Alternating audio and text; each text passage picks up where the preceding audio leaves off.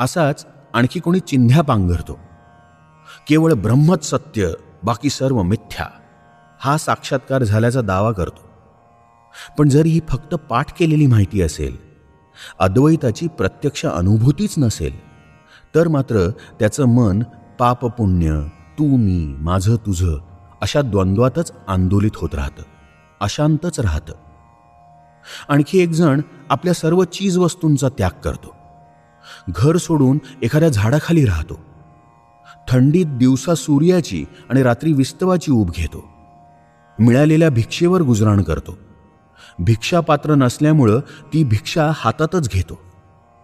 असा साधू पूर्णपणे विरक्त झाल्यासारखा दिसतो खरा, पण जर त्यानं इच्छा वासना दडपून ठेवल्या असतील तर तो अजूनही आशेच्या मोहाच्या पाशात जखडलेला आहे.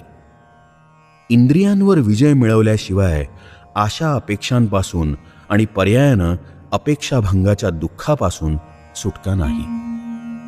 रथ्या कर्पट विरचित कंथः पुण्या पुण्य विवर्जित पंथः नाहं न त्वं नायं लोकः तदपि किमर्थं क्रियते शोकः अग्रे वह्निः पृष्ठे भानुः रात्रौ चुबुकसमर्पितजानुः करतलभिक्षा